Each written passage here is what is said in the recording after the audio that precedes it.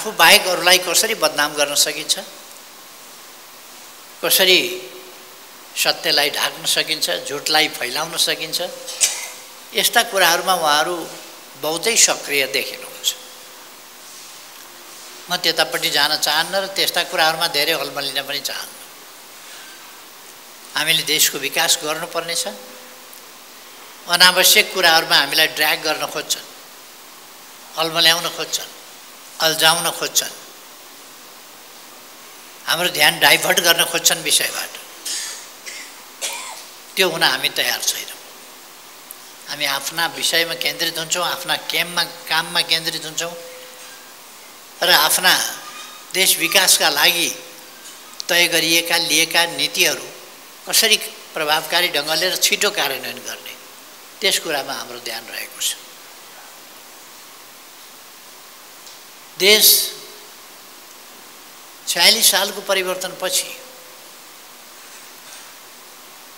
एउटा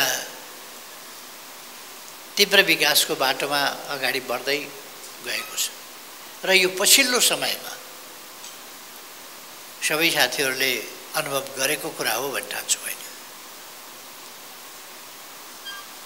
म प्रधानमन्त्री हुँदा महाभूकम्प गएर देश ठिलठिलिएको थियो, थला परेको स्थिति थियो। त्यसबाट हामीले देशलाई बिल्ड बेटरको नाराका साथ त्यसमा कर्मीहरू यहाँहरू नै हुनुहुन्छ जसले त्यस स्थितिको सामना गर्न सबभन्दा अगाडि फ्रन्टमा बसेर लडेको थियो। यो कुरा यहाँहरूलाई थाहा छ। सँगसँगै हामीले नयाँ कामहरू पनि त्यति बेला एकातिर पुनर्निर्माणको काम हामीले गऱ्यौँ, अर्कातिर विकासका लागि पहिले पूर्वाधार आवश्यक छ। पूर्वाधार निर्माण नगरिकन विकास गर्न सकिँदैन। त्यसकारण हामीले पूर्वाधारमा जोड दियौँ, कनेक्टिभिटीमा जोड दियौँ। बाटा, पुल, झोलुङ्गे पुल, केबल कार, हवाई यातायात आदि कुराहरू।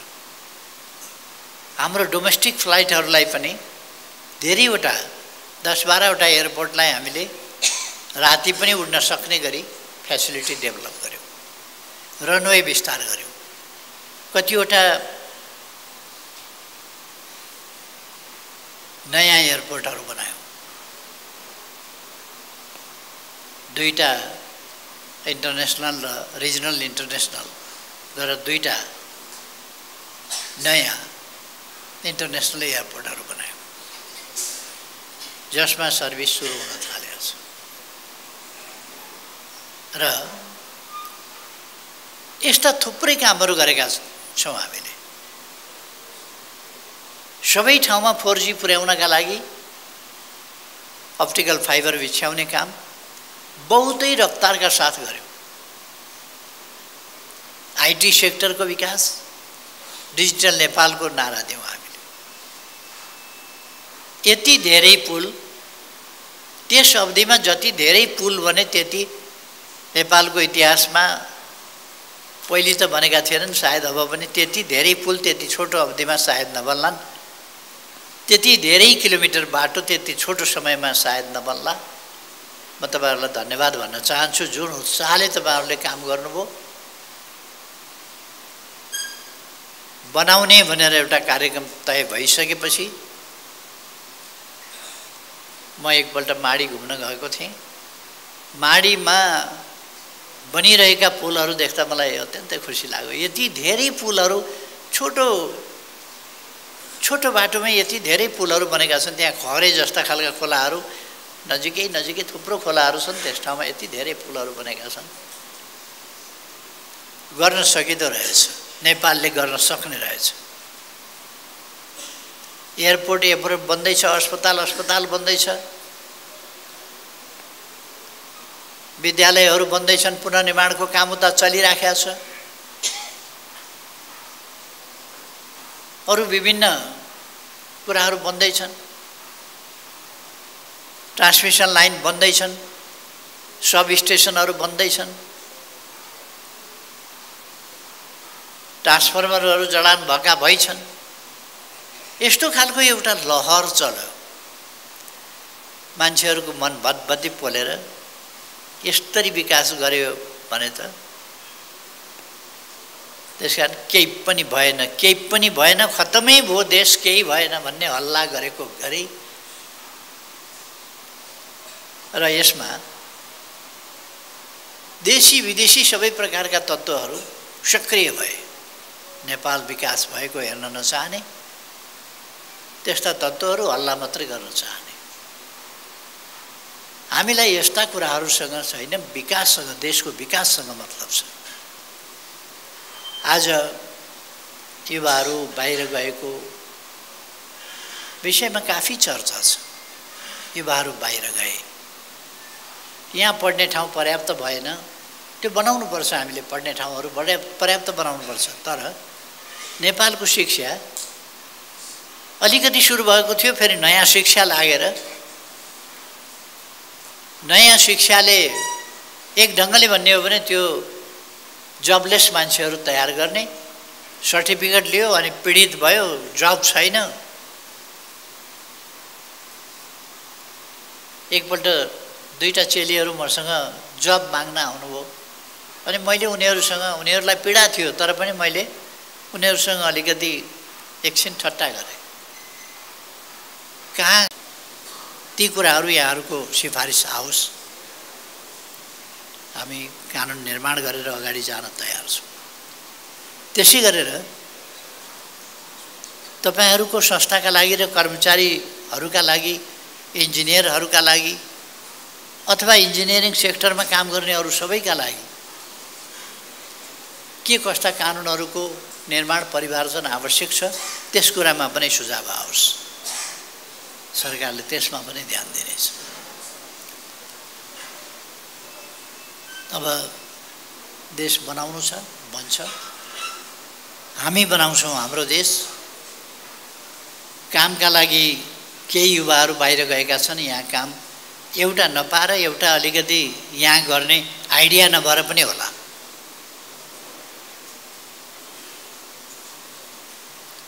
भोलि बेलुकाको 8 बजेको समाचारपछि आउँछ एउटा सानो टक सो, त्यसमा छपिया भन्ने भैरवाभन्दा पश्चिम, लुम्बिनीभन्दा पूर्व एउटा गाउँ छ। त्यो खासै उल्लेखनीय केही पनि नभएको गाउँ हो। अहिले 1400 हेक्टर जतिमा मैले एउटा कृषिको आधुनिकीकरण भन्ने कार्यक्रम चलाएको थिएँ, जसमा सुपर जोन, जोन, ब्लक र पकेट भनेर 4वटा ठुला र अलिक साना, अलिक साना र अलिक साना कलेक्टिभ रूपमा ठुलो मात्राको उत्पादन गर्ने त्यो अभियान चलाएको थिएँ। त्यस अन्तर्गत 1400 हेक्टरमा अहिले मत्स्य पालन छ। त्यो गाउँले उत्पादन कति गर्छ त त्यहाँ भन्दा 1000 लाखको कुरा, करोडको कुरा गर्दैन, अरबको कुरा गर्छन्। लगभग 3.5 अरब कमाउँछौँ भन्छन् त्यो माछाबाट मात्र। एउटा किसानको कुरा गर्दा 90 लाख करोड जति हुन्छ होला भन्छ। मैले यति बिघामा लगाएको छु, मत्स्य पालन गरेको छु, त्यो माछाबाट यति लाख, 90 लाख वा करोड आउँछ, फाइदा हुन्छ भन्छ। अनि विदेश जानेले चाहिँ वर्षमा कति कमाइहाल्छ त? यहाँ त आफ्नै जमिन सिँगारियो, आफ्नै जमिनमा सिँचाइ गरियो, आफ्नै जमिनमा वाटर रिचार्ज भयो, आफ्नै जमिनमा एयर फ्रेसर भयो, आफैले आफ्ना लागि उत्पादन गर्ने टेक्नोलोजी सिकियो। त्यहाँ मत्स्य पालन सम्बन्धमा मास्टर्स होइन, स्पेसलाइजेसन गरेका छन् तिनीहरूले, माछा पालेर, पढेर होइन, सर्टिफिकेटबाट होइन। सर्टिफिकेट छैन होला तर माछा पाल्न चाहिँ आउँछ उनीहरूलाई। पढाइ भनेको त्यही होइन र मत्स्य पालनमा उनीहरू अगाडि छन्। कतिपय ठाउँमा गाई पालनमा अगाडि छन्, कतिपय ठाउँमा केरा खेतीमा अगाडि छन्, कतिपय ठाउँमा अरू खेतीमा अगाडि छन्। गर्दा यही पनि ठाउँ छ। हाम्रो पहाड फलफुलका लागि अत्यन्त प्रसिद्ध छ। ती चिजहरू गर्यो भने हामीले धेरै मेहनत पनि गर्नु पर्दैन। मैले यसो बाटोको छेउबाट हिँड्दा इलाममा एउटा किसानलाई सोधेँ, यसो बाँसको माच बनाएर त्यसमा इस्कुस लगाएर राम्रो इस्कुस फलेको पनि छ, यहाँबाट कति तपाईँ आम्दानी गर्नुहुन्छ? यसो कान्लामा लगाएको छ क्या, कति आम्दानी गर्नुहुन्छ भन्दा 2 लाख जति हुन्छ। उनको काम त्यो मात्रै होइन, उनले त त्यो फालिएको ठाउँमा इस्कुस लगाएका छन् र 2 लाख कमाउँछ। त्योदेखि परतिर भिरपट्टि चाहिँ भिरालो जमिन, काम नलाग्ने सुखा जमिनमा अमृसो लगाएका छन्, त्यसबाट अर्को आम्दानी हुन्छ। अर्को ठाउँमा अर्को चिज लगाएको छ, अर्को ठाउँमा अर्को चिज लगाएको छ। र एउटा किसानले कमसेकम 2 लाख कमायो भने पनि महिनामा 16,000 भन्दा बढी कमायो। अर्कोबाट त्यसै गरेर निकाल्दा उसले 50,000 या त्योभन्दा बढी, एउटा अफिसरको बराबर वा त्योभन्दा बढी त त्यहाँ खेतीबाट साधारणतया उसले कमाएको हुन्छ। इस्कुसलाई दिनेपछि पानी हाल्नुपर्ने पनि होइन, दिनेपछि सुमसुम्याउनु पर्ने पनि होइन। अर्थात् हामी उद्यमशील बन्यौँ भने जब अपर्च्युनिटी निक्लिँदा रहेछन्, आम्दानी हुँदो रहेछ। हामी केही गर्छौँ भन्ने भावना राख्यौँ भने यस कुरामा इन्जिनियरहरू, पूर्वाधार विकास त इन्जिनियरले गर्ने हो। बिना पूर्वाधारको विकास त्यसले बजार पाउँदैन, अरू कुरा हुँदैन। त्यसकारण विकास उम्रिन, बढ्न, फल्न फुल्नका लागि पूर्वाधार चाहिन्छ, जुन कुरा यहाँहरूसँग सम्बन्धित छ। म यहाँहरूको कामको, यहाँहरूको योगदानको एप्रिसिएट गर्न चाहन्छु। आज नेपाल जसरी मोडर्नाइज भएको छ, मान्छेहरूले आफैले बनाएर होस् कि अरूले बनाएकामा गमला राखेर होस्, बाटो देखाउन पाएका छौँ। जे भए पनि बाटो त देखाउन त पाएको छ नि मान्छेले, विकास भनेर। त्यसमा यहाँहरूको योगदान छ, यहाँहरूको पसिना छ। म धन्यवाद भन्न चाहन्छु। यहाँहरूको डिजाइन छ, यहाँहरूको इस्टिमेट छ, यहाँहरूको कन्स्ट्रक्सनमा मसिनो गरी गाइडेन्स छ। म त्यसको प्रशंसा गर्न चाहन्छु। यस अधिवेशनबाट अहिले मैले भनेका र अरू कुराहरू पनि तपाईहरुले देखेका कुराहरू अगाडि आउनेछन् भन्ने मैले विश्वास गर्दै, र मलाई फेरि अर्को प्रोग्राममा तुरुन्तै पुग्नु पर्नेछ। त्यसकारण यहाँ पनि केही मिनेट ढिले भइहाल्यो, अर्को ठाउँमा फेरि केही मिनेट ढिले हुन्छ। त यो गर्दा गर्दै भ्यालै हुन्छ हाम्रो। त्यसो भएर अब म धेरै समय नलिउँ। म यहाँहरूलाई धेरै धेरै शुभकामना भन्न चाहन्छु। सबैको स्वास्थ्य राम्रो होस्, सबै सफल हुनुहोस्। सफलताको निम्ति धेरै धेरै शुभकामना। तपाईहरुको सुकीर्ति सुयश फैलियोस्। धन्यवाद।